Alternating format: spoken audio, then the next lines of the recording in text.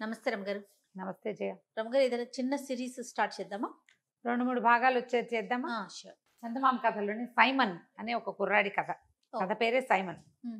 పూర్వం అంట మనదేనా? మన దేశపు కథ కాదు. సైమన్ పేరే ఉంది కదా, పేరు వేరేగా ఉంది. అక్కడ పద్ధతులు వ్యవహారాలు వేరు కదా. చందమామ కథ కదా, అవును, వినేయచ్చుగా మనం. ఖచ్చితంగా. పోలాండ్ దేశంలో పెద్ద నగరానికి అనుబంధంగా ఉన్న చిన్న చిన్న ఊళ్ళలో ఒక ఊర్లో ఒక వసతి గృహం ఉన్న ఒక ఆయన ఉండేవాడు. వసతి గృహం అంటే ఒక చిన్న హోటల్ లాంటిది. జనాలు ఆ దారిని వెళ్ళేవాళ్ళు, ప్రయాణం చేసేవాళ్ళు, తర్వాత యాత్రికులు వాళ్ళు ఈ కొంత డబ్బు ఇచ్చి అక్కడ బస చేసేందుకు అవకాశం ఉండేది. ఈ నగరానికి చుట్టుపక్కల ఊళ్ళల్లో ఇలాంటివి ఉండేవి. ఇలాంటి ఒక వసతి గృహపు యజమానికి ఒక కొడుకు ఉండేవాడు. వాడి పేరు సైమన్. వాళ్ళకి చక్కగా డబ్బులు ఉన్నాయి, హోటల్ బాగా నడుస్తుంది. అది నగరానికి వెళ్ళే దారి. సైనికాధికారులు వాళ్ళు కూడా దిగుతారు, ఆగుతారు, అంతా బాగుంటుంది. ఈ కుర్రాడు అందమైన వాడు, తెలివైన వాడు, కానీ ఆకతాయి, సోమరిపోతూ, ఏమీ పని చేసేవాడు కాదు. అన్ని లక్షణాలు ఉన్నాయి. ఒకడే కొడుకు అవడంతో వాళ్ళమ్మ వాడిని బాగా పోషించేది. రకరకాల మద్యాలు తాగటం, ఫ్రెండ్స్ తోటి అల్లరి చిల్లరి పనులు చేయటం, అక్కడికి ఇక్కడికి వెళ్ళిపోతూ ఉంటాం. అప్పుడప్పుడు వాళ్ళ నాన్న గల్లాపేటలోంచి 10 రూపాయలు సంగ్రహించడం, ఇలాంటివి చేసేవాడు. తండ్రి మాట వాడు వినేవాడు కాదు. ఈ ఒక్క పిల్లాడు అవడంతో తల్లి కొంచెం వెనకేసుకొచ్చేది. అప్పటి కాలంలో ఏంటంటే కుర్రాళ్ళు సైన్యంలో చేరటం అనేది ఒక రివాజు. రాజుగారి సైన్యంలో చేరటం, కోటలో పనిచేయటం, కొంతకాలం అయ్యాక రిటైర్మెంట్ ఇచ్చేసేవాళ్ళు. అప్పుడు కొంత డబ్బు ఇచ్చి పంపించేవాళ్ళు. స్వచ్ఛందంగా సైన్యంలో చేరతామని వెళ్తే ఉద్యోగాల్లోకి తీసుకునేవాళ్ళు. మిగిలిన వాళ్ళు వ్యాపారాలు అవి చేసుకునేవాళ్ళు. తర్వాత కుమ్మరి వృత్తులు ఉండేవి, వృత్తులు చేసుకునేవాళ్ళు. సైన్యంలో చేరటానికి ఏ వృత్తి వాడైనా అర్హుడే. కుర్రాడు వాళ్ళ నాన్న పంపించాలి, పిల్లాడు వెళ్ళాలి. పిల్లాడు నేను వెళ్ళనన్నా, నాన్న వెళ్ళమన్నాడు అనుకో, తండ్రులకి సర్వాధికారాలు ఉండేవి పిల్లల మీద. కొడుకు ప్రాణాల మీద, నా కొడుకు నేను చంపుకున్నానంటే కోర్టు కేసు ఉండేది కాదు. నా కొడుకు మాట వెళ్ళలేదు, కొట్టి చంపేసా అన్నాడు అనుకో నాన్న, అలాగా అనేవాళ్ళు, అంతే. ఏం అడిగేవాళ్ళు కాదు. అంత సర్వాధికారాలు తండ్రులకు ఉండేవి. తండ్రి సైన్యంలోకి పంపాలంటే 5 మగపిల్లలు ఉంటే 5 పంపేవాడు. తల్లికి కూడా కాదనేందుకు అవకాశం లేదు. వాళ్ళ కాలము, వాళ్ళ దేశము అలాంటివి. ఈయన ఒకరోజు విసుగు పుట్టిపోయింది ఈ సైమన్ వాళ్ళ నాన్నకి. ఏం చేశాడు, సైనికుల దుస్తులు ఒక జత తెప్పించి వాడికి బట్టలు తొడిగించి చేతికో ఈటిచ్చి నగరానికి వెళ్ళిపో, తిరిగి చూసావా చంపేస్తానన్నాడు. ఈ బల్లెం ఇచ్చి నువ్వు పో, వెళ్ళి రాజుగారి దగ్గర గస్తీ భట్టుడుగా ఉండమని పంపేశాడు. తిరిగి వస్తే చంపుతానన్నాడు. నాన్న మాట కాదనడానికి వీళ్ళు అల్లరి చిల్లరగా ఇక్కడ ఎంతైనా తిరగచ్చు. ఆయన వెళ్ళిపోన్నాడు, వెళ్ళిపోవడమే. సరే ఇంట్లో నుంచి పంపిస్తే తల్లి ఏడిచింది, కానీ మనవాడు పోయి రాజుగారి దగ్గరికి చేరాడు. నగరానికి చేరాక ఒక గస్తీ భట్టుడుగా చేరాడు. అక్కడ ఏం చేస్తాడు, ఏదో చిన్న జీతం వస్తుంది. అక్కడ కూడా వాడు పనికి మాలిన వెధవలందరినీ చేర్చి తాగటం అలా చేసేవాడు. ఒక వృద్ధ భట్టుడి ఇంట్లో బస చేసేవాడు. బస చేసి ఏమన్నాడు, చిచ్చి నాకు ఈ ఊరేం బాగోలేదు, మా ఊరే చాలా హాయిగా ఉంది, తిన్నంత తిండి, రకరకాల సారాయిలు, హాయిగా ఫ్రెండ్స్తో గప్పాలు కొడుతూ తిరగచ్చు, ఈ ఊళ్ళో ఏమీ బాగోలేదు, డబ్బులు లేవు ఖర్చు పెట్టుకోవడానికి అని గోలు పెట్టేవాడు. ఆ భట్టుడు వాడికి ఈ కుర్రాడిని చూసి ఆయన సరదాకి ఆయన ఏమన్నాడంటే, ఒరే ఏముందిరా, ఓ పని చెయ్యి, మీ నాన్నకు ఒక ఉత్తరం రాయి, నాకు ఇక్కడ ఉద్యోగం బాగా కుదిరింది, నన్ను జమీదారుగా ప్రమోషన్ ఇచ్చారు, ఇక్కడ అందరికీ పార్టీ ఇవ్వాలి, డబ్బులు పంపించమను మీ నాన్నని అనగానే వీడికి మంచి ఐడియా తట్టింది. నాన్నకు ఉత్తరం రాశాడు. నాన్న నేను ఉద్యోగంలో చేరా 3 నెలలు అయింది కదా, 4 నెలల్లో జమీదారుగా నా బాధ్యతను గమనించి ఉద్యోగం ఇచ్చారు, ప్రమోషన్ వచ్చింది, ఇక్కడ చాలామంది స్నేహితులు అందరూ పార్టీ అడుగుతున్నారు, నా జీతం నాకే సరిపోతుంది అనగానే వాళ్ళ నాన్న సంతోషించి కొడుకు ప్రయోజకుడయ్యాడని డబ్బులు పంపాడు. ఆ డబ్బులతో వీడు ఒక వెలిగాడు కొన్నాళ్ళ వాక. తర్వాత ఏం చేశాడు, వాడికి ఐడియా తెలిసిందిగా, నేను సుబేదారుని అయ్యా నాన్న అని మళ్ళీ 6 నెలలకు ఉత్తరం రాశాడు. మళ్ళీ నాన్న డబ్బులు పంపించాడు. జమీదారు సుబేదారు అయిన తర్వాత సైనికాధికారి అవ్వాలి. సరే ఇంక ఏం చేయాలో ఆలోచించి ఏం చేశాడు, చివరికి డబ్బులు కావాలి వీడికి. వీడికి వాడి ఫ్రెండ్స్ అంతా పార్టీలు అడుగుతారు, బయటికి వెళ్ళాలి, ఎక్కడికైనా తినాలి, తాగాలి, ఆడేయాలి, అందుకని నేను సైనికాధికారిని అయ్యాను అని ఉత్తరం రాసేశాడు. వాళ్ళ నాన్న డబ్బులు పుచ్చుకున్నవాడు కూడా, మనవాడు ఇంత తరక్కీ చేస్తే, ఇన్ని ప్రమోషన్లు వస్తే మనం కంటితో చూడాలి కదా, వెళ్ళి పద వెళ్దామని పెళ్ళాన్ని బయలుదేరి బండి వేసుకుని బయలుదేరారు. వాళ్ళ ఊళ్ళోకి వచ్చిన రోజున ఒక పెద్ద సైనిక కవాతు జరుగుతోంది. సైనిక కవాతు అంటే ఇక ఆ సైనికులంతా ఇలా నడిచి వెళ్తున్నారనమాట. రాజుగారు వెళ్తుంటే రాజుగారి ముందు మొత్తం సైన్యం అంతా, ఇప్పుడు మనకు కూడా ఉన్నాయిగా సైనిక కవాతు, సైనిక వందనాలు, ఇవేవో జరుగుతాయి. ఇవన్నీ పాత పద్ధతులే కదా ఈ రమ్మగారు, బ్రిటిష్ పేర్లు మార్పు అంతే. అంటే అవన్నీ ఇంగ్లీష్వి. ఎస్ మీరు ఒక్కొక్కటి కొన్ని కొన్ని విషయాలు చెప్తుంటే ఇప్పుడు మనం ఫాలో అవుతుంటాం, కానీ అవన్నీ ఒకప్పుడు ఉన్నవే కదా. బ్రిటిష్ కల్చర్ అది. సైనిక వందనాలు అవన్నీ వాళ్ళవే. అయితే ఈ వెళ్తూ ఉంటే వీళ్ళు అక్కడ నిలబడి అదంతా చూసారు. అమ్మా నాన్న బండి దిగి కొడుకు కనిపించల, వెతుకుతున్నారు. సైనికాధికారులు అంటే ప్రత్యేకమైన దుస్తులు అంటే వాళ్ళకి తెలిసి, ఇప్పుడు డెసిగ్నేషన్ కానిస్టేబుల్కి, ఎస్ఐకి, సిఐకి మనకి డిఫరెన్స్ తెలుస్తాయి. ఐజీ బట్టలు అవి వేరుగా అవును, ఉంటాయి. అవును. యూనిఫామ్స్ తెలుసు వీళ్ళకి. సైనికాధికారులు చాలా మంది కనబడతారు, అందులో సైమన్ లేడు. ఆయన ఏం చేశాడు, అక్కడ నుంచున్న భట్టుడిని ఎవరినో, అబ్బాయి సైనికాధికారి సైమన్ కనపడ్డేమిటో అని అడిగాడు. సైమనా, ఆ పేరుతో అధికారులు ఎవరు లేరండి చెప్పేశారు. అన్నాడు. అనేసరికి ఉన్నారోయ్, సైమన్ సైనికాధికారి అయ్యాడు 10 రోజులు 20 రోజుల క్రితమే, ఉత్తరం కూడా వచ్చింది మాకు అన్నాడు. అనేసరికి లేడండి, ఆ పేరుతో గస్తీ భట్టుడు ఒకడు ఉండాలి, ఫలానా ఊరు నుంచి వచ్చిన వాడు అని చెప్పేసి. ఈయనకు అర్థమైపోయింది, హాతేరి ఇంత అబద్ధం చెప్తాడా, ఇంత పరువు తీస్తాడా అని చెప్పి వాడు ఎక్కడ బస చేశాడో అక్కడికి పరిగెత్తాడు. పరిగెత్తి కొడుకు చెండా లెక్క తీశాడు, పట్టుకున్నాడు. చిత్రవధ చేస్తాను నిన్ను, నీ వల్ల నేను ఊళ్ళో అందరి ముందు పరువు పోగొట్టుకుంటా. ఇప్పుడు నిన్ను తీసుకెళ్తే నువ్వు గస్తీ పట్టాడు, నువ్వు జమీదారు అయ్యావు, సుబేదారు అయ్యావు, సైనికాధికారి అయ్యావు అని నేను వచ్చిన వాళ్ళందరికీ చెప్పుకుంటుంటే సైనికాధికారిగా చచ్చిపోయాడని చెప్తా అని చెప్పేసి కొడుకుని పట్టేసుకున్నాడు. తల్లి బతిమలాడింది, కొట్టండి, శిక్షించండి, చంపద్దు అని. ఆయన ఒప్పుకోలే. నువ్వు పెళ్ళానివి, నోరు మూసు పడుండు, తండ్రి నేను, వీడిని చంపే హక్కు ఉంది నాకు అని చెప్పి వాడిని కాళ్ళు చేతులు కట్టేసి బండిలో వెనకాల పడేసుకుని మొగుడు పెళ్ళాం బండి ఎక్కారు. ఎక్కేసరికి వృద్ధ భట్టుడు వీడికి పిచ్చి సలహా ఇచ్చి దొంగ మాటలతో డబ్బులు తెప్పించుకునే ఉపాయం చెప్పాడు కదా. ఇదంతా ఇలా తన వల్లే జరిగింది, వీడు డబ్బు కోసం ఇంత పని చేశాడని పాపం వాడిని ఎలాగైనా తప్పించాలని ఆ బండి వెనకాల ఇంకో బండి వేసుకెళ్ళి వాళ్ళు ఎక్కడో ఆగితే నిదానంగా బండిలో ప్రవేశించి కట్లు కోసేసి తప్పించి ఒరే నాయన, నువ్వు ఇంటికి వెళ్ళావంటే మీ నాన్న చంపేస్తాడు, మరి మీ నాన్నకే హక్కు, రాజు కూడా నీ మీద హక్కేం లేదు, ప్రజల మీద తండ్రుల హక్కులే ఉంటాయి, పారిపో నువ్వు ఎక్కడికైనా, నీ బతుకు జీవుడాన్ని బతకమన్నాడు. వీడికి కూడా ఫ్రీడమ్ వచ్చేసింది. నాన్న చెప్పాడని సిటీకి వచ్చాడు, సిటీ నుంచి తండ్రికి ఉత్తరం రాసి తీరాలి. ఇప్పుడు ఎక్కడికో పారిపోతే ఎవరికి ఉత్తరం జవాబుదారీ? హాయిగా బాగుందని ఫ్రీడమ్ దొరికేసిందని బయటికి వెళ్ళిపోయాడు. పారిపోయి ఈ నగరాన్ని దాటి వెళ్ళిపోయి చక్కగా ఆ ఊర్లో ఈ ఊర్లో తిరుగుతూ ఎవరో ఫ్లూట్ వాయించే విద్వాంసుడు ఇంటి దగ్గర కొద్ది రోజులుండి పిల్లని గ్రోవి ఊదటం నేర్చుకున్నాడు. నేర్చుకుని కులాసాగా పిల్లని గ్రోవి ఊదుకుంటూ తిరిగేవాడు. వీడు ఏ ఊరు వెళ్ళినా వీడి అందము, వీడి హ్యాండ్సమ్ పర్సనాలిటీ, కొంతకాలం ఈ గస్తీ పట్టుడుగా ఉండడంతో కొంచెం కండలు తీరిన వాడి శరీరము, ఈ ఫ్లూటు, చక్కగా మాట్లాడటం వచ్చు, మంచి కంపెనీ ఇస్తాడు వాడు, కబుర్లు చెప్తాడు, మందు కంపెనీ బాగా ఇస్తాడు, ఏదైనా ఆట ఉంటే నేను ఆడతా అంటాడు. మంచి సరదా అయిన వాడికి ఆటకాయితనమే. అక్కడి నుంచి ఏదైనా ఒక కుక్క కనపడినా దానికి ఏదైనా ఆట ఆడడం నేర్పించేస్తాడు వాడు. తెలివి ఉంది వాడికి, కుదురుగా పనిచేసే గుణం లేదు. ఆ ఊరు ఈ ఊరు తిరుగుతుంటే ప్రతి చోట వీడికి మంచి స్వాగత సత్కారాలు లభించినాయి, చాలా బ్రహ్మాండంగా ఉంది. ఈ పోలాండ్లో ఇంకా పెద్ద పెద్ద నగరాలలో ఒక సుమారైన ఒక ఊర్లోకి చేరాడు. ఆ ఊళ్ళో ఏం తెలుసుకున్నాడంటే, ఆ ఊళ్ళో రాజుగారికి మహాద్భుత సౌందర్యవతి అయిన ఒక కూతురు. కాకపోతే ఆయన వాడి తండ్రి పరమ దుర్మార్గుడట, పిల్ల తాత మామూలు వాడు కాదు. ఆయన ఒక పెద్ద రాజమహల్ కట్టాడు. ఆ ఊళ్ళో ఉన్న ఎంతమంది ఉసురో పోసుకున్నాడు. రాజులు కొంతమంది క్రూరులుగా ఉంటారు కదా, మహాక్రూరుడు వాడు. అయితే ఏమైంది, రాజమహల్ కట్టిన తర్వాత ఈ రాజకుమార్తె పుట్టిన తర్వాత ఆయన చచ్చిపోయి ఏం చేశాడు, దయ్యం అయ్యి ఆ మహల్ని పట్టాడు. అయ్యో, ఆ మహల్లో విపరీతాలు జరిగాయి. దాంతో ఈ రాజుగారు, ప్రస్తుతం ఉన్న రాజుగారు కూతురుతో సహా మహల్ని విడిచి ఇంకో చిన్న రాజమహల్ కట్టుకుని అందులో ఉన్నాడు. అయితే ఆ పిల్ల జాతకంలో ఏముందంటే, ఈ పిల్లని వివాహం చేసుకునేవాడు ఈ మహల్లో ఉన్న దయ్యాన్ని విడిపించగలిగిన వాడవుతాడని ఉంది. ఎవడైతే దయ్యాన్ని పోగొడతాడో వాడే ఈ పిల్లకి మొగుడు అని. వాళ్ళు ఈ జాతకాలు కూడా నమ్ముతారు ఇంగ్లీష్ వాళ్ళు. అదే దాంతో ఆ పిల్లకి ఏ పెళ్లి సంబంధము రాలే. పిల్ల అందానికి వ్యామోహపడి వస్తారు, దాంతో కబుర్లు చెప్తారు కానీ పెళ్లి చేసుకోరు ఎవరు. ఎందుకంటే ముందు దయ్యం జోలికి వెళ్ళాలి.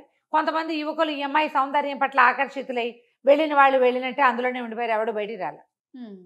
ఎవ్వరూ రాలా బయటికి. ఎవరు ఇంకా మొదట ఒక 5-6 వెళ్ళారు, ఒక 6 నెలల గ్యాప్తో 2-3 వెళ్ళారు.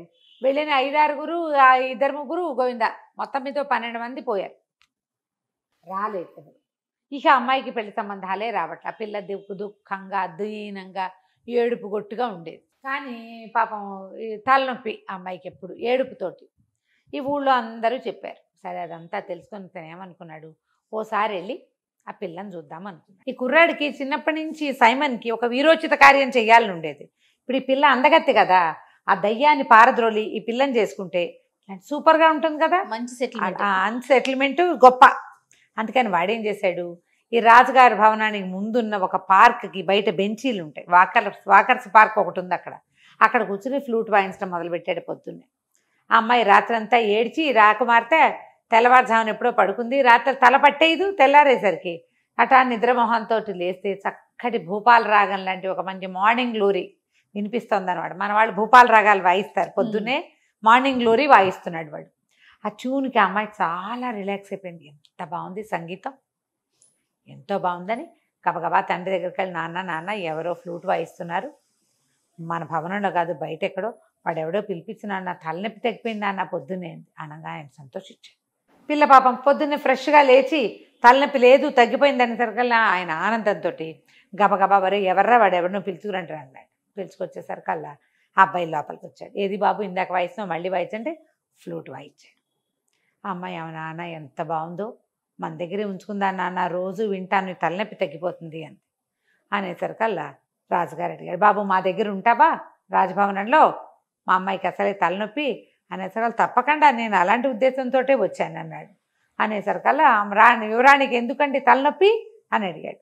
ఏం చెప్పాను నాయన మా కష్టాలు అని మా నాన్నగారు అనగా, నేను విన్నానండి అదంతా, ఇంత చక్కగా ఉన్న రాకుమార్తెకి ఈ కష్టమేమిటి, అదే కదా, మీరు ఇంత అద్భుతమైన వ్యక్తి, మీలాంటి వాళ్ళకి రావాల్సిన కష్టం కాదు, ఆ దయ్యాన్ని వదలగొట్టి ఈ అమ్మాయిని నేను పెళ్లి చేసుకుంటానండి అన్నాడు. అనేసరికల్లా పిల్ల కొంచెం సంతోషం వచ్చింది కానీ భయం వేసింది. ఇప్పటికి 12 మంది పోయారు, ఫ్లూట్ వాయించేవాడిని చెడగొట్టుకుంటే ఎట్లా అని కొంచెం బెంగపెట్టుకుంది. కానీ తండ్రికి కళ్ళు ఆర్పింది వద్దని, ఫ్లూట్ అయినా ఉంటుంది కదా అని. ఆయనేమో వద్దునైనా చక్కగా అందంగా ఉన్న ఒక కుర్రవాడివి, మా నాన్నగారు అసలు సహజంగానే దుర్మార్గుడు, దయ్యమయ్యాక ఇంకా క్రూరుడైపోయాడు, 12 మంది పొట్టలు పెట్టుకున్నాడు, నువ్వు లక్షణంగా ఉన్నావు, ఏ తల్లికి నాకు బిడ్డవో, వండునైనా వద్దునైనా అంటే, కాదండి మీకేం భయం లేదు నేను చూస్తా కదా అని చెప్పి ఒప్పించాడు. నేను చిన్నప్పుడు చాలా చేశా ఇలాంటివి అన్నాడు. ఆయన మాత్రం ఏం చేస్తాడు, ఎవరో ఒకళ్ళు పిల్ల పెళ్ళి అవుతుందని ఆశ, అంతేగా తండ్రిగా. సరే అక్కడి నుంచి ఏం చేశారు, మర్నాడు బండెక్కిచ్చారు. ఆ పూట సాయంకాలం అట్లా బండెక్కిచ్చి పంపించారు. రాజభవనం పైన ఇట్లా కొండ మీద ఎత్తుగా ఉంది, వీళ్ళు కింద ఇల్లు కట్టుకున్నారు, పెద్ద ఇల్లు. బండివాడి తీసుకుపోయి దింపాడు. వాడు మంచి హుషారుగా వెళ్ళి తాళం తీసుకొని లోపల పోయి కూర్చున్నాడు. చీకటి పడేసరి కల్లా ఆ లోపలంతా దుమ్ము, పెద్ద మందిరం, అన్ని పరదాలు, పెద్ద పెద్ద చిత్తరువులు, బంగారంతో చేసిన కొన్ని విగ్రహాలు, దీపపు కుందులు, క్యాండిల్స్ అన్నమాట, క్యాండిల్ స్టాండ్స్, అద్దాలు, ఎంత బాగుందో కళాత్మకంగా. అంతా దుమ్ము. వీడేం చేశాడు, జేబురుమాలతో ఓ చోట దుమ్ము దులుపుకొని ఒక కుర్చీలో కాలు మీద కాలేసి కూర్చుని, అక్కడ ఒక పక్కన లైబ్రరీ కూడా ఉంది, పోయి ఓ పుస్తకం తెచ్చుకున్నాడు, దాని మీద కూర్చొని పుస్తకం చదువుకోవటం మొదలుపెట్టాడు.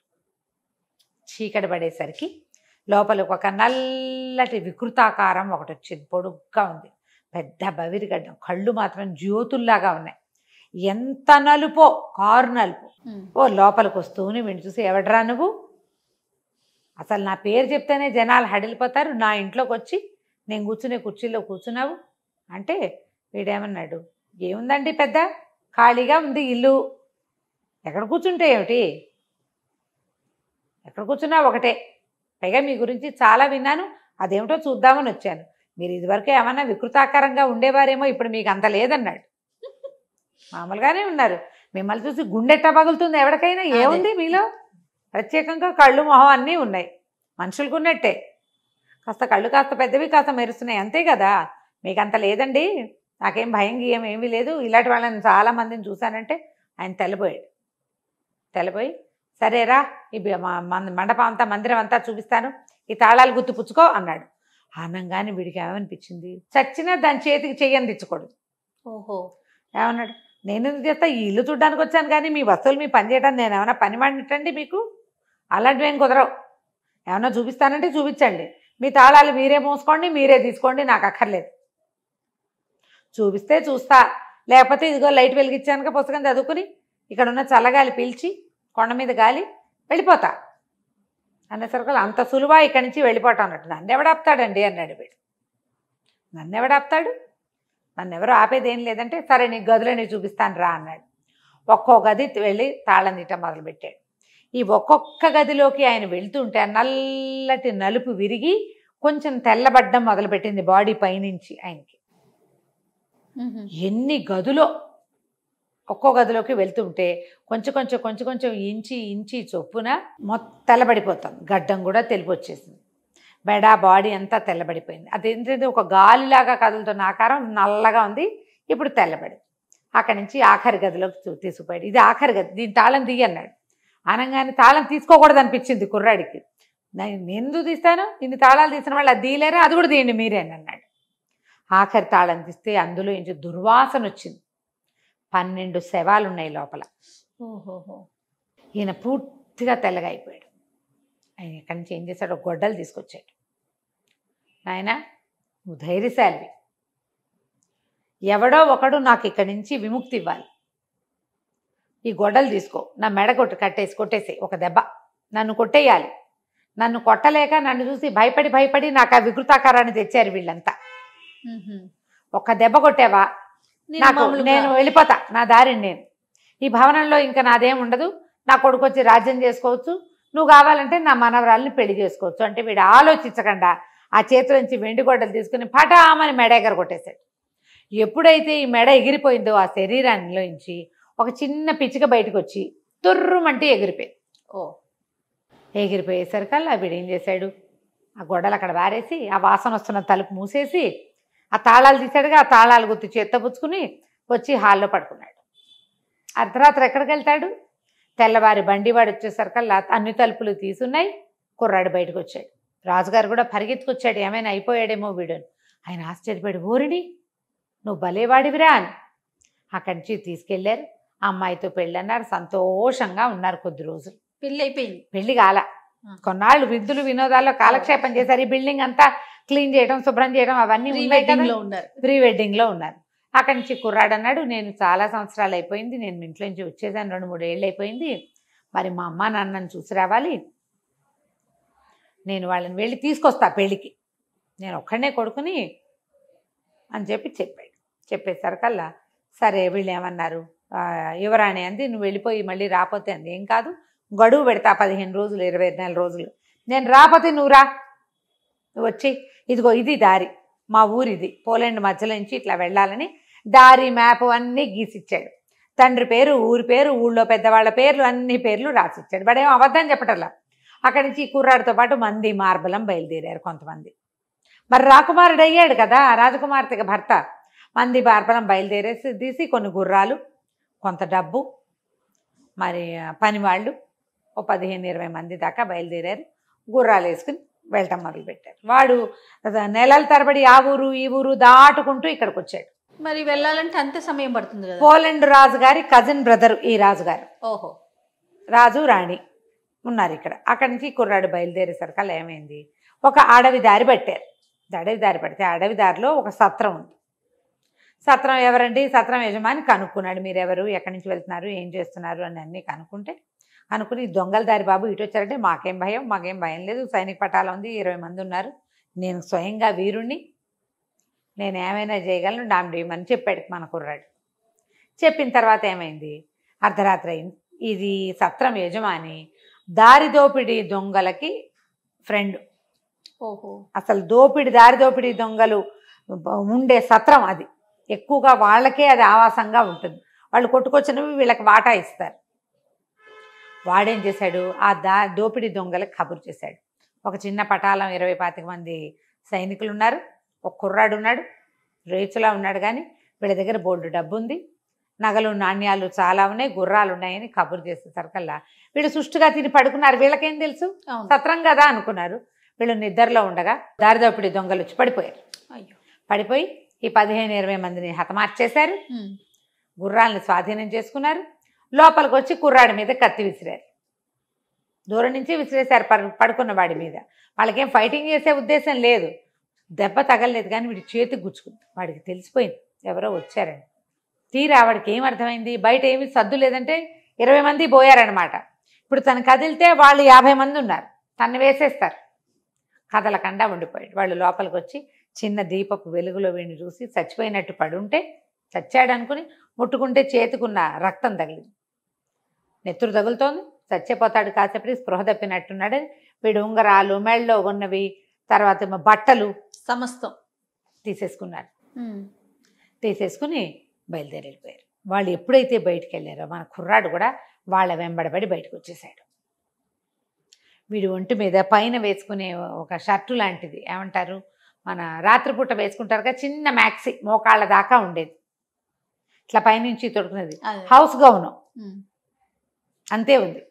వాళ్ళ వెనకాల పడి నడుచుకుంటూ వచ్చేసాడు. వస్తే ఈ దొంగలకి ఒక అడవిలో ఒక రహస్య మార్గం ఉంది. ఆ రహస్య మార్గంలోకి ప్రవేశించారు. వీడు కూడా అదే రహస్య మార్గంలోకి వెళ్ళిపోయాడు లోపలికి. వాళ్ళ వెనకాల పడి వెళ్ళేసరికల్లా వాడికి ఏమర్థమైంది, ఆ రహస్య మార్గంలోంచి బయటికి వెళ్తే తన ఊళ్ళోకి వెళ్తారు. అది తన స్వగ్రామానికి దగ్గర. వాడికి ఆ దారులని తెలుసు కదా, పెద్ద పిల్లాడు కదా వాడు. చూసుకుని అక్కడి నుంచి ఏముంది, ఒంటి మీద ఏమీ లేవు, కర్రా పుల్లా కత్తి ఏమీ లేవు, ఈ చొక్కా తప్ప.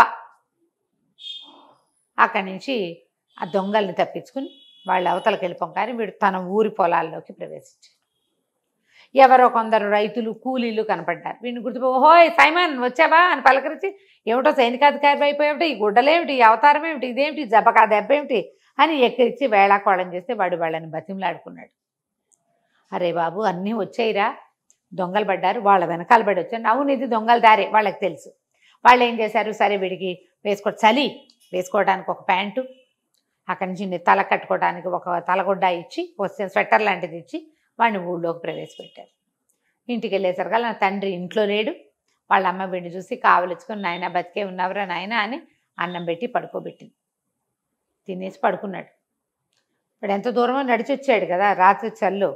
సరే తెల్లారి ఆ తండ్రి బయట ఊరు నుంచి ఇంటికి రాగానే తల్లి మొహం చూసేసరికల్లా ఆయన ఆశ్చర్యపడి, ఏంటి నీ మొహం అలా ఉంది, ఏం జరిగింది అనేసరికల్లా ఆవిడ బిక్కమొహం వేసి, పిల్లవాడి వార్త తెలిసిందండి. వార్త తెలిసిందా, వాడే వచ్చాడా, వార్త తెలిస్తే నీ మొహం ఇలా ఉండదు, ఇంకోలా ఉంటుంది. వార్త తెలిసిందంటే ఉత్సాహంగా చెప్పేది. పిల్ల ఏడుపు మొహం ఉంది అంటే ఏమిటర్థం, పిల్లాన్ని చూసి ఏడ్చిందనమాట ఆవిడ. అక్కడి నుంచి ఆవిడ బతిమలాడింది, బామాలింది, వాడిని చంపేస్తానన్నాడు నాన్న. చంపేయద్దు, ఏదైనా ఒక పని చెప్పి ఇంట్లో ఉంచుకుందాం అని చెప్పి బతిమలాడి కాళ్ళు పట్టుకున్నంత పని చేస్తే, సరే సైమన్ని బయటికి పిలిచి 4 చెంపకాయలు కొట్టి వాళ్ళ నాన్న ఒక 20 మేకలు అప్పచెప్పాడు. మేకలతోలే వాళ్ళు ఏ బట్టలు వేసుకుంటారో ఆ బట్టలు తెప్పించి ఇచ్చాడు. ఈ గుడ్డలతోటి ఉండు. వాడు ఏం చెప్పలేదా, చెప్పినా ఆయన నమ్మడు, చెప్పాడు, చెప్పినా ఆయన నమ్మలేదు, అబద్ధాలు అనుకున్నాడు. ఎందుకంటే వాడు ముందు జమేదారు, సుబేదారు, సైనికాధికారి అబద్ధం చెప్పాడు. అందుకని ఇప్పుడు యువరాణి సంగతి చెప్తే నాన్న ఏం నమ్ముతాడు, అదే కదా, నమ్మడు కదా. అక్కడి నుంచి మేకలను తోలమన్నాడు. వీడు ఏం చేస్తాడు పాపం, ఏం చేయలేడు. తండ్రి మాట కాదన్న వాడికి విలువ లేదు. తన ఊళ్ళోకి వచ్చాక తండ్రి మాట వినాల్సిందే, పైగా అట్లాంటి ప్రాక్టీస్ వాడికి. ఇక మేకలు తోలటం మొదలుపెట్టాడు. వాడికి ఫ్లూట్ అలవాటు ఉంది కదా, ఆ ఫ్లూట్ ఊదుకుంటూ మేకలకి చక్కగా డ్యాన్సులు చేయటము, తలకాయలు ఊపటము అలా నేర్పించి ఉంచుకుంటున్నాడు. రోజు అక్కడే ఉండేవాడు. నెల గడిచింది, ఇది అబ్బాయి వెనక్కి రాలా. ఇక్కడ యువరాణి సైమన్ ఇంటికి వెళ్ళిపోయాడు. వాళ్ళ నాన్నేమో అతనికి మేకలు కాసే పని అప్పచెప్పి ఈయన ఫ్లూట్ పట్టుకొని వెళ్ళిపోయాడు, మేకలను కాసుకుంటున్నాడు. నెల దాటిపోయింది. 15 రోజులు వెళ్తాను, 15 రోజుల్లో తిరిగి వస్తాను, అక్కడ ఒక మధ్యలో 2-3 రోజులు, 10 రోజులు పూర్తిగా పట్టదు, నువ్వు నెల అని చెప్పాడు. నెల దాటి 4-5 రోజులు అయ్యి ఎక్కడా సందడలేదు. ఊరు చివరి నుంచి ఏదైనా మనుషులు వస్తున్న సౌండ్ వస్తే కబురు వస్తుంది. అవునవును. ఏమీ రాపోయేసరికల్లా రాకుమారుతుంది, నాన్న ఎట్లాగో అడ్రస్ చెప్పాడు, అక్కడ ఏం సమస్య అయిందో, వాళ్ళ అమ్మకో నాన్నకో బాగులేదో ఏంటోనే వెళ్తానని. రాజుగారు కూతురు ప్రేమికుడు, ఏముంది సైన్యం ఉంటుంది, అమ్మాయి వెళ్ళొస్తుంది, అత్తారిల్లు చూసి వస్తుంది. వాడంతటా వాడు దయ్యాన్ని పారద్రోలి రాకుమార్తెగా మొగుడయ్యే అర్హత సంపాదించుకున్న వాడి కోసం ఆ మాత్రం చెయ్యొచ్చు కదా అని నాన్న కూతుర్ని ఒక పటాలం ఇచ్చి పంపించాడు. సైన్యము దాసదాసి గణంతో రాకుమార్తె తన తాలూకు ఒరిజినల్ అటైర్ తోటి తన చక్కగా అలంకరించుకుని బయలుదేరి ఒక 4 రోజులు 3 రోజుల్లో ప్రయాణం చేసి అడవిలోకి చేరారు. కొంత ప్రయాణం చేసి అడవి మధ్యలోకి వచ్చారు. వీళ్ళు ఇంతకుముందు సైమన్ని ఎక్కడైతే విడిది చేశాడో తన 20-25 మందితోటి అక్కడికి వచ్చారు. వచ్చేసరికల్లా అంతకుముందు వచ్చిన వాళ్ళు 25 మంది అయితే వీళ్ళు ఇంచుమించుగా 50 మంది. ఒక 7-8 మంది దాసీలు అమ్మాయికి. అమ్మాయి చూస్తే కుర్రాడు మగపిల్లాడు ఏం పెట్టుకుంటాడు, ఏదో గొలుసేసుకుని 4 ఉంగరాలు పెట్టుకుని కొంచెం టపటపలాడే బట్టలు వేసుకుంటాడు. అమ్మడికి పైనుంచి కింద దాకా అంతా అలంకారమే.